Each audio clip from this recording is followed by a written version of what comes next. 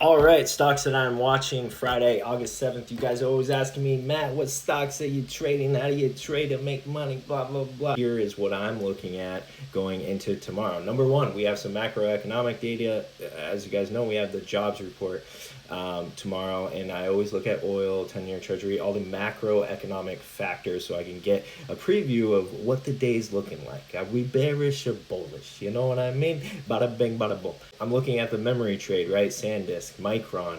I've been scalping those up and down with their leverage ETFs multiple times. I do the same thing with the semiconductor industry, SOXL and SOXS, up and down, up and down. Majority SOXL, not SOXS, but it's quick. And I'm also looking into crypto tomorrow. Any news on the Clarity Active, when it's going to hit the floor, if it's going to hit the floor, if they're going to deal with it after the recess, if they're going to extend the August 7th deadline, whatever. Just addressing it at this point will create some bullish momentum, in my opinion, on some crypto-related stocks. BMNR, MSTR, Coinbase. Coinbase, I think, had a triple bottom at 139. At least that's what I'm seeing. I really like it in the 140s. I've been scalping it here and there all the time, 140s to the 150s.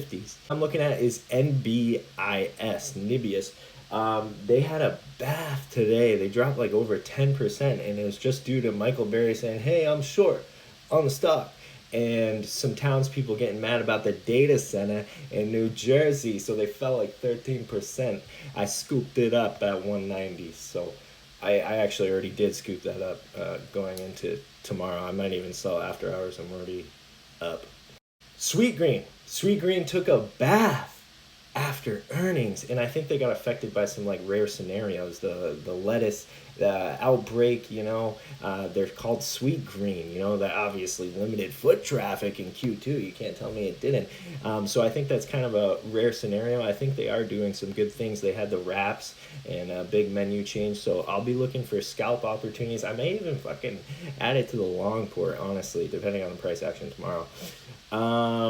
Yeah, there's probably a bunch of other stuff that I'm watching. I have a watch list of like 40 to 50 different tickers that I scan through every pre-market.